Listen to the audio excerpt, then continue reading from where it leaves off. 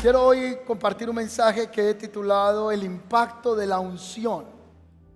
El impacto de la unción en la vida de una persona es gloriosa. Amén. ¿Qué significa unción? ¿Cuántos están ungidos aquí por el Señor? Usted dijo amén aunque no entienda qué significa eso. ¿Qué es estar ungido o qué es la unción? La unción es la manifestación y la evidencia del poder y la llenura del Espíritu Santo en mí. Lo repito, es la evidencia, la manifestación de la llenura del Espíritu Santo en mi vida. Cuando uno pregunta o lee este pasaje de la Escritura que habla acerca de la unción, que vamos a mencionar en un momento, de Lucas 4, puede venir una pregunta a nuestros corazones: ¿será que yo sí he sido ungido por el Espíritu Santo en este momento?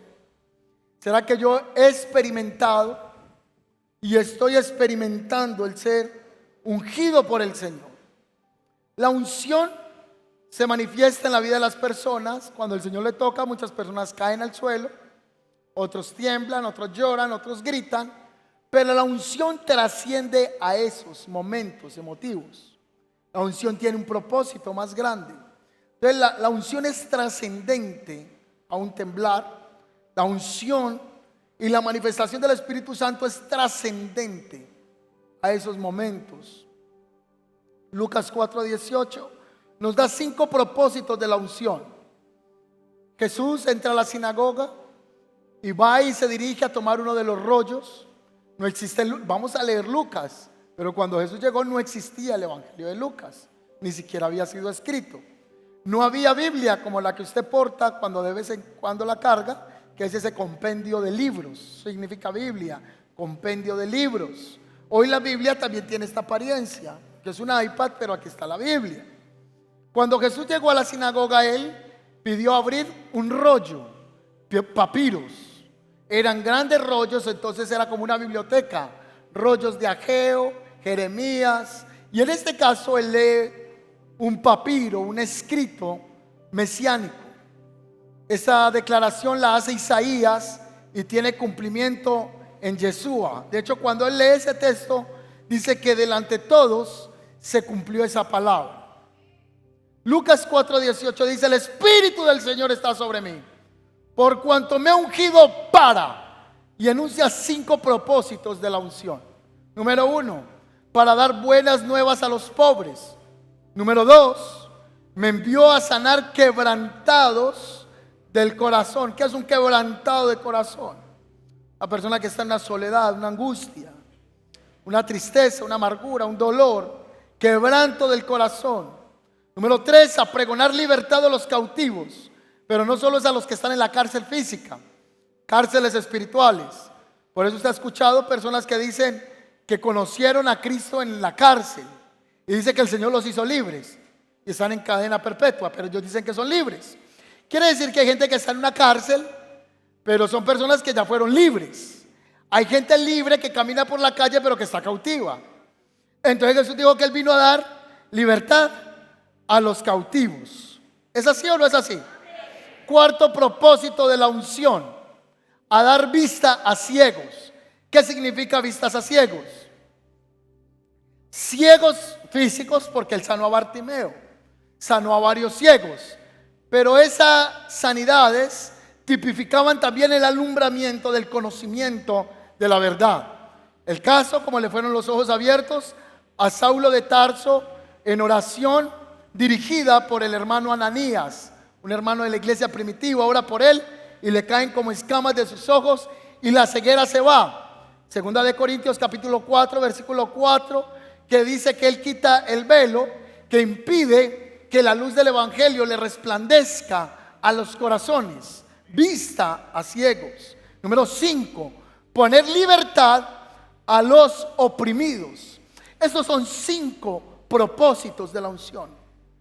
Yo puedo, bajo la unción del Espíritu Santo, caerme, puedo temblar, puedo llorar, pero la unción trasciende a eso. La unción, según este pasaje, dice: el Espíritu del Señor está sobre mí, me ungió para. El propósito trasciende a un momento emocional. Es importante la unción porque la unción trae gozo en medio de la prueba. Cuando uno está ungido, pasa por pruebas. ¿Quiénes van a pasar por pruebas? Todos. En el mundo tendrán aflicción. Entonces el mundo no es el lugar donde nos salvaguardamos del dolor o de las crisis. Por el contrario, en el mundo tenemos dolores, crisis, desengaños, desencantos, momentos difíciles. Vamos a vivir todos, pero confíen que yo vencí al mundo. Cuando una persona está ungida, entonces hay gozo en medio de la prueba. ¿Cuántos dicen amén a eso? ¿Cuántos dicen amén a eso? ¿Ha pasado usted momentos que dice estoy en una prueba pero tengo una paz? ¿Le pasó eso? ¿Cuántos estaban pasando una crisis difícil pero dijeron yo no entiendo pero estoy tan tranquilo? Y el que está a su lado le dice usted sí es muy conchudo. Mira el problema que tiene. Y con el problema que tiene y no le importa. Usted dice es que no entiendo. Tengo una paz. Tengo una tranquilidad. ¿Y quién hace eso? Diga conmigo la unción. Gracias por los 4. Diga la unción. ¿Quién da paz en medio de la prueba? La unción de Dios sobre nosotros. ¿Es así o no es así, hermana? ¿Es así o no es así? No me diga que no entonces. Está diciendo que sí, no se me asuste. Amén.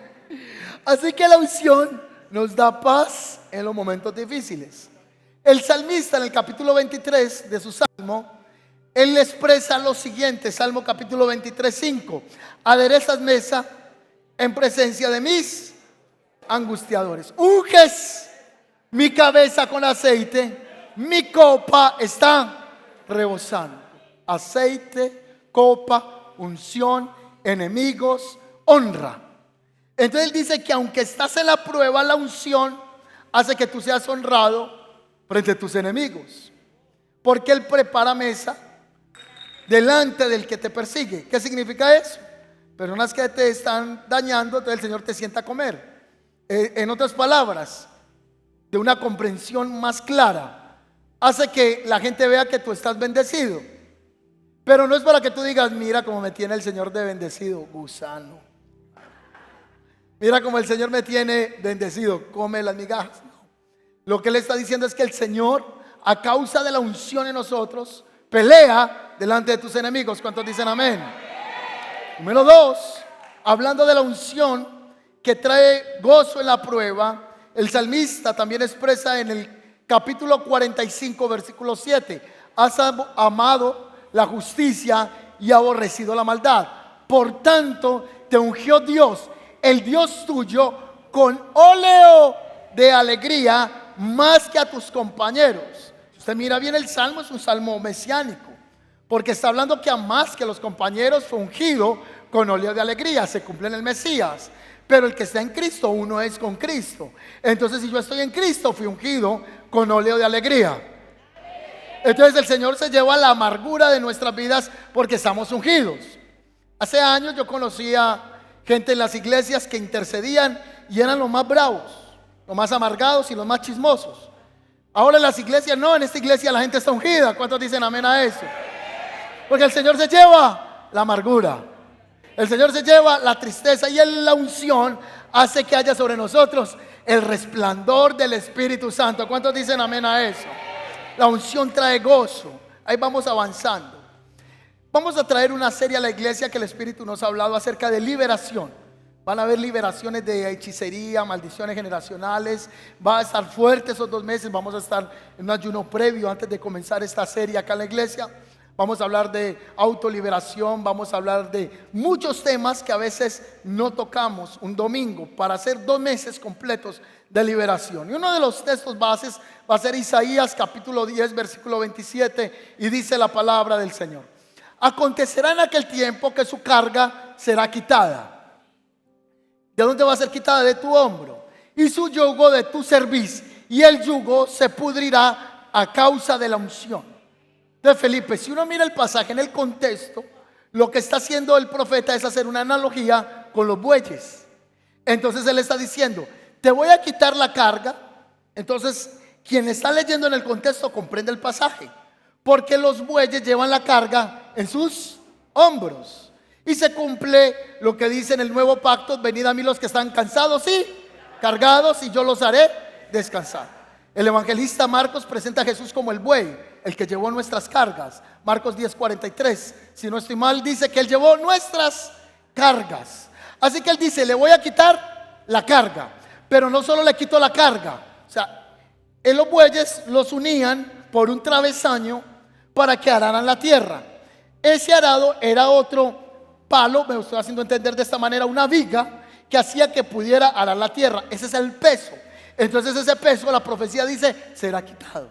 Pero no solo le voy a quitar el peso de la espalda, le voy a hacer que el yugo que lo tiene unido a el pecado, que lo tiene unido a una carga, que lo tiene unido a algo oculto, se pudra. Pero ese yugo se pudre solo por una cosa, por la unción. Se lo repito, el yugo se pudre a causa de ¿qué? ¿Qué es lo que hace que las cadenas, los vicios y las ataduras se rompan? Diga conmigo, la unción. ¿Qué hace que las cargas se rompan? Entonces hay muchos temas que no se pueden tratar naturalmente sino espiritualmente, porque para poder lidiar con lo espiritual no se puede en lo natural, toca a través del poder del Espíritu Santo. En otras palabras, un brujo no huye porque usted sea muy inteligente, un hechicero no huye porque usted sea el que más hable. No, se necesita el poder de Dios para que el yugo se pudra. ¿Cuántos dicen amén a eso? Les voy a hablar de un personaje muy ungido y él se llama Elías.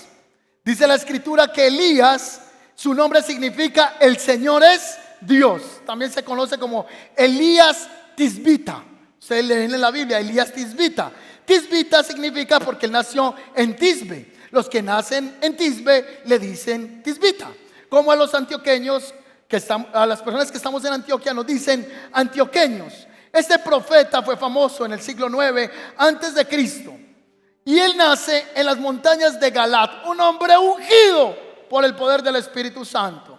Un hombre que portaba un manto de poder, portaba una unción tremenda.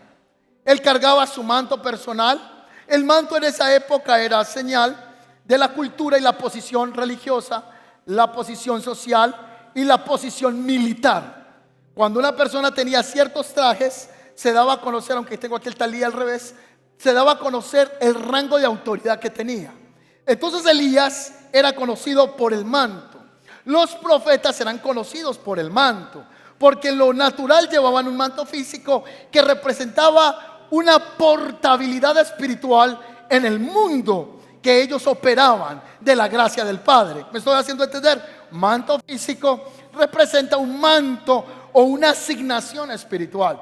Esto tenía este hombre. Un día él cogió su manto y se lo tiró encima a un jovencito llamado Eliseo. Y cuando le tiró el manto a Eliseo, ¿sabe qué pasó? Eliseo salió corriendo tras de él. Y Elías le dijo, ¿yo qué te hice? ¿Por qué vienes detrás de mí? No, espérame, me despido de mis papás y te sigo. Y lo único que él hizo fue ponerle ¿qué? El manto, y volvió y lo tomó. Este manto hoy, le acabo de hablar de 5 propósitos de la unción. Luego le digo que la unción pudra el yugo y que la unción es alegría en la prueba. Ahora le voy a hablar del manto y del espíritu de Elías. El manto y el espíritu de Elías. Al final la conclusión es que vamos a pedir la unción del Espíritu Santo. Le voy a hablar del manto y del espíritu de Elías. Elías portaba el manto de 3 niveles. ¿Y dónde dice la Biblia? Déjenme avanzar. Lo número 1 es que él portaba el manto de la sequía. Número 2, portaba el manto del fuego. Y número 3, portaba el manto de la lluvia de bendición. Se lo repito. Elías pasó 3 temporadas que vive todo creyente. La temporada de la sequía, la temporada del fuego y la temporada de la lluvia. La temporada de la sequía, aquí no llueve hasta que yo diga manto de la sequía. Él supo lo que fue ser sustentado como estaba, como por cuervos. Él fue sustentado en el arroyo de Kerib. Él vio la mano de Dios en la sequía. Levánteme una mano si alguien ha pasado por sequías. Levánteme 2 manos si alguien ha pasado por sequías y por resequías. Levánteme los pies. No, yo creo que levantamos las manos y los pies porque hemos pasado por momentos de sequía. ¿Cuántos dicen amén a eso? Todos. Pero también él vivió la temporada del manto del fuego. El manto del fuego es el manto de solo Dios. Momentos donde usted dice aquí solo Dios obra o solo Dios. No hay manera. Entonces él confrontó en el Monte Carmelo a unos profetas de Baal y de Acera y les dijo, bueno, vamos a orar. El Dios que responda con fuego, ese es el Dios. Entonces confrontó y ellos están ahí, responden, no se cortan, se sabe, tú se sabes todo eso, ¿cierto? Y están ahí tratando de que Dios les responda. Y él se levanta y dice, que venga fuego del cielo. ¡Pum! Fuego, demostración del poder de Dios. Él operó en la sequía y operó en el fuego del poder de Dios. Luego, él le dice a un criado de él, corre y ve delante de Acab, ve corriendo porque hay una lluvia que se acerca. Lluvia de bendición. Los que hemos pasado por la sequía, los que hemos pasado por el fuego de Dios, lo que viene es una lluvia de bendición. ¿Cuántos dicen amén a eso? Para ustedes aquí adelante es la bendición, amén. Los que están acá, los de atrás se durmieron. El manto de Elías tipifica 3 estaciones: sequía, fuego de Dios y lluvia de bendición.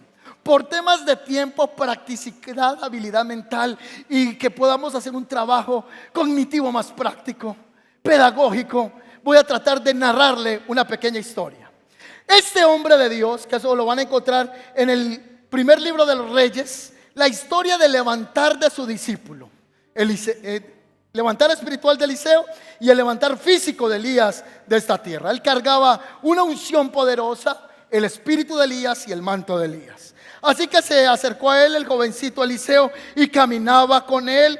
Él le tocó ver cómo resucitaba a los enfermos, le tocó ver cómo sanaba a las personas, le tocó ver provisión sobrenatural. Ese Eliseo fue testigo ocular de la manifestación del poder de Dios. Sabe que en toda temporada Dios va a poner padres espirituales a tu lado. ¿Cuántos dicen amén a eso? Hay gente que Dios te va a asignar y tú tienes que reconocer el manto de la unción en esa persona. Gracias por su amén. Dios pone gente que tenemos que aprender a beber de lo que Dios puso en su depósito. Amén. Entonces este joven está con él y Elías le dice, Eliseo, quédate aquí porque Dios me está diciendo que me vaya para Gilgal. Y él le dijo, vive Jehová y vive tu alma que no te dejaré. Yo no te voy a dejar ir para Gilgal. Yo voy detrás de ti.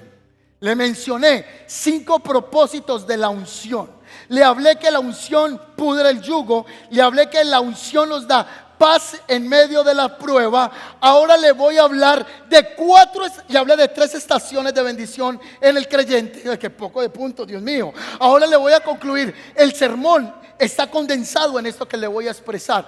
4 estaciones que todo cristiano va a vivir en la vida espiritual. 4 estaciones, anótalo ahí, 4 estaciones. Así que Dios, guiando al profeta de Dios, le dice, ve a Gilgal. Estas 4 estaciones que le voy a mencionar tipifican espiritualmente un momento, una estación, una temporada, un lugar en el espíritu que todos vivimos. Número 1, Gilgal. Entonces le dice, quédate aquí que me voy para Gilgal. Y él se va con él, no, yo no me voy, yo voy detrás de ti, voy para Gilgal contigo. Así que el hombre de Dios se va para Gilgal. ¿Sabe qué significa Gilgal? Gilgal significa lo que rueda, significa piedras. Gilgal, ¿qué pasó en Gilgal? Fue cuando Dios le dijo a Josué que circuncidara todos los muchachos que habían salido de la esclavitud, porque los adultos ya habían muerto. Estos niños no tenían la circuncisión. ¿Qué es circuncisión? Lo que sobra. ¿Qué es lo que sobra? El prepucio del pene del hombre. Entonces en el Génesis Dios le dijo a Abraham, córtate el prepucio. Bueno, bien viejito que el Señor le diga eso. Córtate el prepucio del pene. Y Dios mío, ¿cómo me pones a hacer eso? Esa es la señal. Entonces cuando Dios le habla a Josué antes de poseer la tierra, le dice, vas a afilar cuchillos y le vas a cortar el prepucio a todos los hombres. Todos los hombres que están acá, prepárense que a la salida ya tenemos unas hermanas que... Gilgal significa muerte a la carne. Cuando Dios trata con la carne, prepucio es lo que Dios le dice a Israel que debe quitarse. ¿Cuántos quieren la unción de Dios? ¿Cuántos quieren ser ungidos por Dios?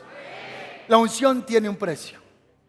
La salvación no tiene precio, porque la salvación se recibe por gracia. La salvación es gratuita. La salvación yo la recibo, pero el ser ungido y ser usado por Dios tiene un precio, ¿sí o no? ¿Cuántos quieren ser ungidos por Dios? Entonces el Señor te va a decir, vas a tener que volarle la cabeza al prepucio. Vas a tener que cortar lo que sobra. ¿Qué significa eso? Ezequiel capítulo 36 habla de que vendrá un tiempo en que el prepucio, lo que sobra, no es en el cuerpo, sino el prepucio del corazón. Lo que sobra es el pecado. Ezequiel 36. Así que toda persona que quiere ser usada por Dios tendrá que pasar por muerte a la carne. Es difícil. Morir a la carne es difícil. Me subo un poquitico al interno. Es difícil morir a la carne. Pero no es a la punta de anca, ni al chicharrón, ni a la chuleta, no. Es que esta semana usted lo va a llamar a esa muchacha y le va a decir: venga, que no es para eso. Y usted le va a tocar decirle: no, yo quiero estar ungido por Dios. Y le dice: no, no voy, no puedo, porque yo morí ya a la carne. ¿Está conmigo? A usted le va a llamar el muchacho y le va a decir: venga, mi amor, usted como está de linda con esos rubios que tiene. Y usted le va a decir: no, no, no, no, no. No se me acerque, que yo ya morí a la carne y quiero hacer la voluntad de Dios. Entonces esta gente está cruzando una temporada que Dios les va a usar. ¿Cuántos quieren ser usados por Dios? Vas a tener que morir a la carne. Voy a tener que morir a la carne. Por eso Pablo dice: ya no vivo yo, sino que Cristo vive en mí. Haced pues morir en vosotros lo terrenal. Haced pues morir en vosotros lo terrenal. Muerte a la carne. Si yo todavía me congrego, pero los fines de semana me voy para la discoteca, muerte a la carne. Si usted de los que dice: es que no he podido dejar el ron de Caldas, muerte a la carne. No he podido dejar el aguardiente ese de la caña, el antioqueño, es que eso nació en nuestras sangres. El Señor dice: muerte a la carne. No haya en vosotros pues borrachera. Muerte a la carne. Si tú quieres la unción de Dios, debe venir muerte a la carne. ¿Cuántos dicen amén a eso? ¿Es así o no es así? No es fácil. ¿A usted quién le dijo que morir a la carne es bueno? No es bueno. Porque la carne siempre está presta para el pecado. La carne siempre quiere el placer. Siempre va en contravía a los designios de Dios. Gálatas capítulo 5, 22. Las obras de la carne, el fruto del Espíritu, va en contravía. Entonces hay un desafío de morir a la carne. Si yo tengo una novia, entonces el Señor dice: no fornique con ella. No le toque más los senos, no le toque más sus genitales, no le pase al muchacho en tangas. Cuídese. Es así de claro. No haga sexting con ella. No hagan en la noche videollamadas. No le muestre la mitad del seno. No le muestre la mitad de la nalga. No le muestre mándale una foto de Barney. Pero muera la carne. ¿Cuántos dicen amén a él? Mira, está la foto mía. Dale un aplauso al Señor, amén. Esa es la vida práctica. Cuando uno ya lleva una temporada de noviazgo, la carne se prende, se sube. Hijos del diablo, no, es que estamos en la carne. Militamos en esta carne, pero aunque militamos en la carne, no vivimos conforme a los deseos de la carne. Entonces, si yo quiero ser usado por Dios, usada por Dios, que el Espíritu Santo se manifieste en mi vida, el Señor me dice: tienes que hacer morir la carne. Tienes que pasar por Gilgal. Tienes que ser circuncidado. Tienes que ser circuncidada. ¿Cuántos dicen amén? Entonces aquí están las revelaciones, está el secreto. 3 grupos de personas informadas de una eventualidad. Primer grupo, Elías. El Señor le dijo: te voy a tomar, no vas a morir. Uy, no, qué privilegio, ¿no? Que el Señor le diga a uno que se lo va a llevar en vida, que uno no lo van a tener que enterrar, no lo van a quemar, no, Él lo va a levantar uno en vida, que uno no lo van a meter bajo 7 metros de tierra, que no lo va a meter en una bóveda, no, me lo voy a traer vivo. Primera revelación. Segundo nivel de entendimiento es Eliseo. Eliseo, Dios también le habla eso. Es un hombre y un profeta. Y ¿cómo que mi Señor me va a ser quitado? Uy, Dios mío. Y hay otro grupo, los profetas. Entonces los profetas le salen al encuentro a Eliseo y le dicen: ¿sabes que hoy tu Señor te va a ser quitado? Y él, ¡ay, callado, callado! ¡Chito, callad! Yo lo sé. Yo sé que Él va a ser quitado. Entonces le dice: vamos para Gilgal. Está en Gilgal, muerte a la carne. Segunda temporada que vive todo creyente. Él le dice: ahora el Señor me dice que vaya a Betel. Entonces Eliseo le dice: vive Jehová, vive tu alma, que no te dejaré. Voy contigo a Betel. Betel está a 11 kilómetros al noroeste de Gilgal. Y él le dice: voy para allá, 11 kilómetros a pie. ¿Se va conmigo? Vámonos. Y se va 11 kilómetros caminando detrás del hombre de Dios. Y vuelven y le dicen a los profetas: ¿sabes que tu Señor te va a ser quitado? Sí, callad, callad. Yo sé lo que va a ocurrir. Él estaba atento a eso. Betel es la segunda temporada del creyente. ¿Qué significa Betel? Antes se llamaba ciudad de la luz. Pero hay un hombre que estuvo allá que se llamó Jacob. Y Jacob, mientras dormía en ese lugar, tuvo una visión. Vio una escalera que conectaba el cielo, tierra con el cielo. Era un portal, ¿qué? Espiritual. Cuando él se levanta, él dice: ¡wow! Esto no es otra cosa más que casa de Dios, puerta del cielo.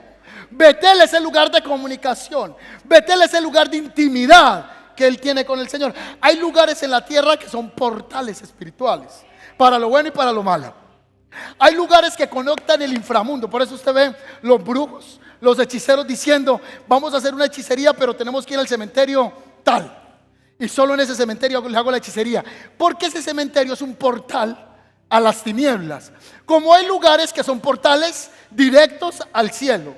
Ahora me estaba contando José, un muchacho que estaba aquí cantando ahorita, que hay un puente en Ibagué, está en YouTube, que se llama el puente maldito o el puente de la maldición. Está en YouTube. Las personas que pasan por ese puente se sienten atraídos a tirarse en el vacío. Gente se ha bajado del vehículo y se tira. Eso es un portal al infierno. Hay un espíritu de muerte en ese lugar. Así como hay lugares que conectan el infierno, hay lugares que conectan con el cielo. En lo práctico, muerte a la carne, y lo segundo que Dios nos lleva es a comunión con Él. ¿Cuántos están conmigo ahí? Segunda temporada del cristiano, comunión con Dios. Entonces uno comienza a morir a la carne y usted comienza a luchar con los deseos de la carne, los deseos de los ojos, las invitaciones al pecado, todo lo que tenga que ver con que va en contra del reino de Dios. Y después de que usted está luchando con la carne, el Señor le dice: tienes que adorarme, tienes que congregarte. Es el tiempo que usted saca para leer la palabra, para adorar al Señor, para ir a la iglesia, para tener comunión con Él. Betel. Así que todo cristiano está llamado a morir a la carne. Y número 2, a comunión con Dios. ¿Cuántos quieren comunión con el Espíritu de Dios? Toca sacar tiempo para leer la palabra. Toca tiempo para escuchar qué nos dice a Él. Comunión con Dios. Tercer lugar. Están ¿en dónde están? En Betel. Y Él le dice: Eliseo, quédate aquí. Qué discípulo más intenso. No me suelta. De quédate acá, que el Señor me dijo que me vaya en este momento para Jericó. Jericó es el tercer lugar en la temporada de todo creyente. Jericó, ¿qué pasó en Jericó? Sacerdote, levitas, arca, 7 vueltas, trompetas, gritaron, cayeron los muros. Guerra espiritual. El tercer lugar es la guerra espiritual. Entonces nosotros morimos a la carne, tenemos una vida de comunión, pero todo cristiano está inmerso en una guerra espiritual. Efesios capítulo 6 versículo 12: porque no tenemos lucha contra carne y sangre, sino contra principados, contra huestes de maldad, contra gobernadores de las tinieblas de este mundo. Por tanto, cíñanse de la armadura de Dios, tomen el escudo de la fe, tomen la espada del Espíritu. Todo cristiano está en una guerra espiritual, amén. Así usted diga: yo no me meto con el diablo, tranquilo, no se meta con el diablo, que él se mete con usted. Si usted dice: a mí no me gusta reprender los demonios, porque eso, para que alborote uno ese mosquero, déjelo quieto.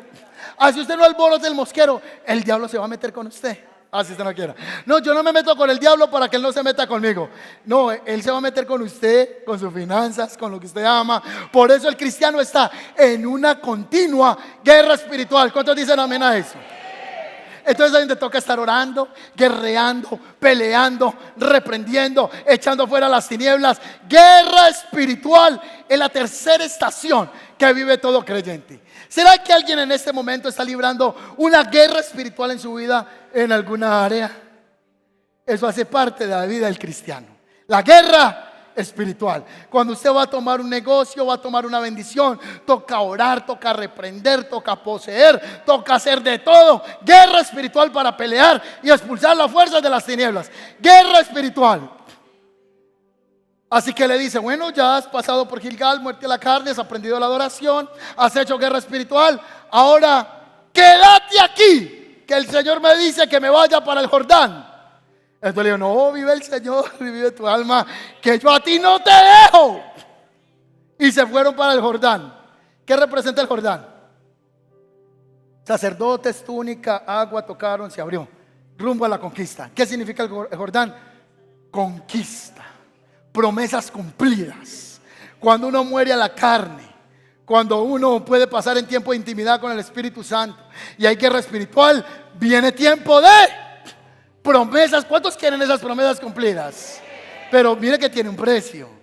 Toca pelear la bendición, toca pelear la promesa, pero luego usted va a pasar el Jordán. Cuando llegaron al Jordán, tenían que cruzar al otro lado del Jordán, obviamente. Entonces Elías se cogió el manto.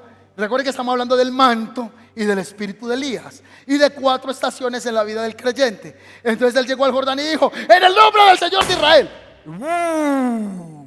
Se abrió el agua. Usted se imagina si yo hubiera estado ahí, o usted.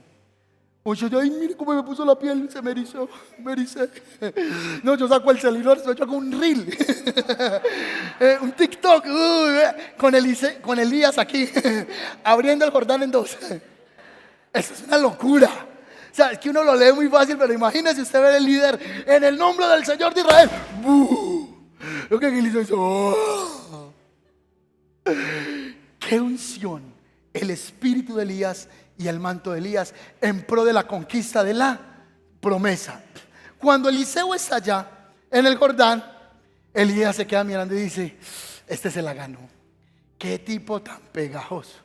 Pasó conmigo todas las estaciones. Entonces Elías le dice: Eliseo, ¿qué quieres que yo haga por ti? Entonces le dice: ¿qué quiero? Cualquier cosa, lo que usted quiera. Yo quiero una doble porción de lo que usted tiene. Una doble unción. Entonces Elías se queda mirando y le dice: doble, doble. Entonces, si Elías hizo descender fuego del cielo, yo no es que quería quería hacer descender meteoritos. O sea, él quería todo el doble. Los dobles de enfermos, los dobles de resucitados, todo doble, todo doble. Quiero lo doble que hay en ti. Elías le dijo: cosa difícil has pedido, pero te voy a condicionar esa pedida. La condición es que si tú me ves cuando yo sea quitado del medio tuyo, entonces yo voy a dejar caer mi manto y vas a recibir lo que estás pidiendo. Usted se imagina, mire que yo soy Eliseo y suponga que aquí está Elías. Yo creo que Eliseo caminaba así, abría los ojos así. Yo creo que hasta Elías le decía: ya, no me mires así, hombre, me tenés intimidado. No te puedo soltar. Yo creo que Eliseo le decía a Elías: adelantico, no me quede atrás. Y todo, no, es que imagínense, o sea, el tipo no era que en ese momento estaba como... No, el tipo estaba ahí mirando a Elías, lo miraba, que no se me vaya a ir, la doble porción. La ley de la expectación. Él estaba expectante a lo que Dios iba a hacer. ¿Cuántos están expectantes a lo que Dios va a hacer a nosotros? Uno tiene que mantener la ley de la ¿qué? De la expectación. Dios va a hacer algo, Dios va a hacer algo. Él lo va a hacer, ¿cuándo? No sé, en cualquier momento. Pues yo tengo que tener la vista puesta en el Eterno. Tengo que tener los ojos puestos en el Rey de Reyes y Señor de Señores. En algún momento va a recibir mi porción. ¿Cuántos dicen amén a eso? La unción, la unción.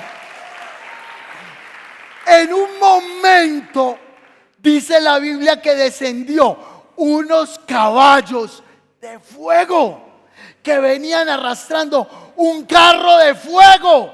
Eso no era otra cosa más sino un Uber espiritual. El Uber del cielo vino a recogerlo. Si usted andaba, cuando llega y coloca tipo de Uber, black, me paga 2,000 pesos más y se siente así todo pinchado, ¿sí o no? Eran caballos de fuego que vinieron a recoger el hombre de Dios. Entonces se vio desde el cielo una llamarada de fuego, unos caballos, el sonido trotando. Y el hombre de Dios, Eliseo, vio cuando le levantaron a Elías. ¡Puf! Y el hombre le tocó. Si usted y yo hubiéramos estado ahí, ¿qué hacemos? Y si tenemos el celular de una vez, ¿qué es esto tan glorioso? Más o menos esto fue lo que pasó. Mire este video.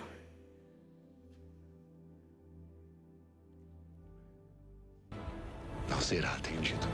Esta es una Elías más contemporánea.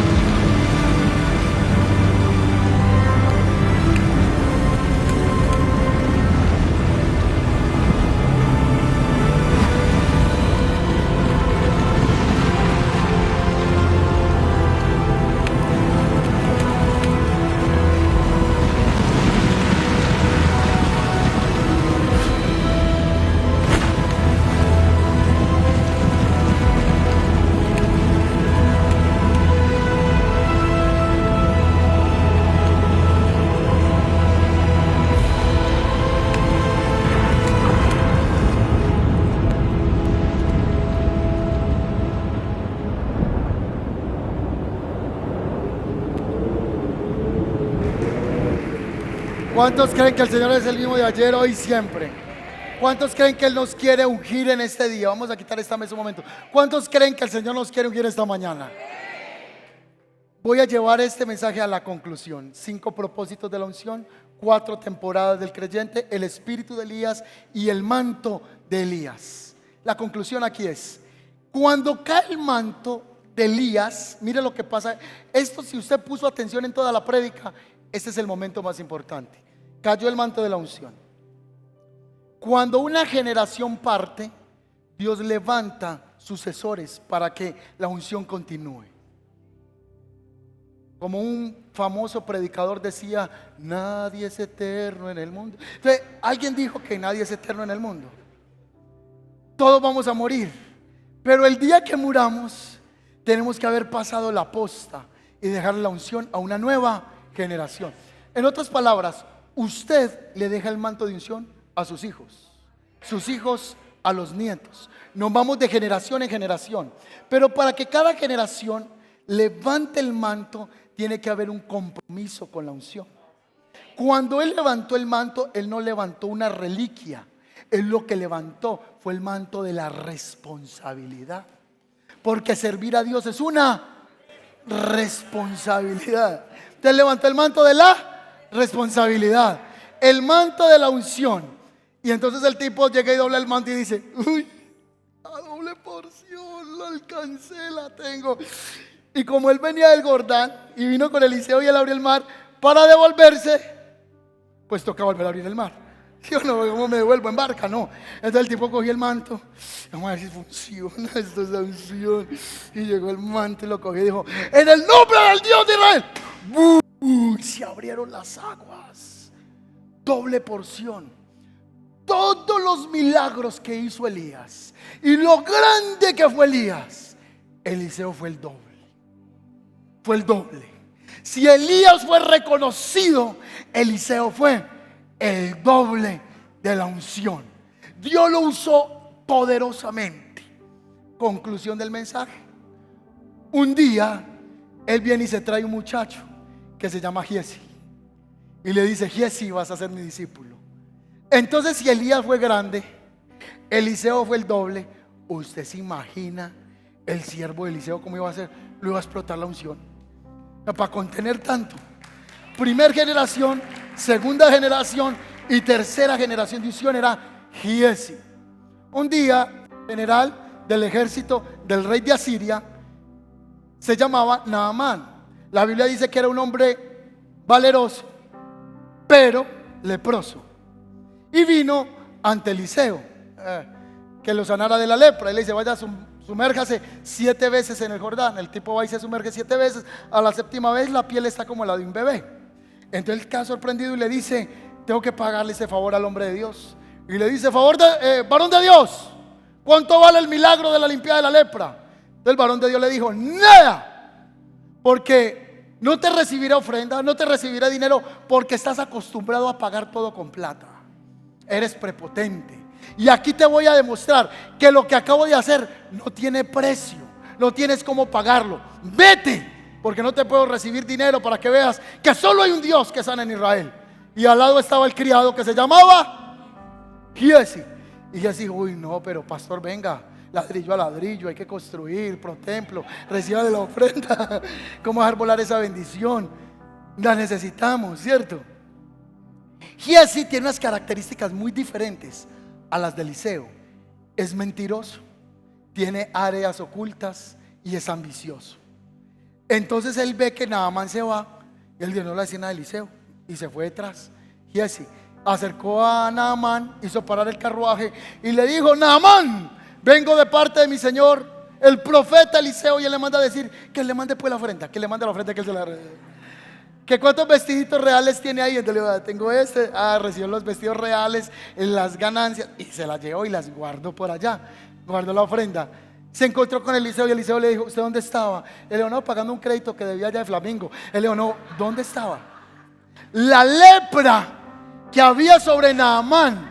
Ahora mire que aquí ya va la potencia del mensaje.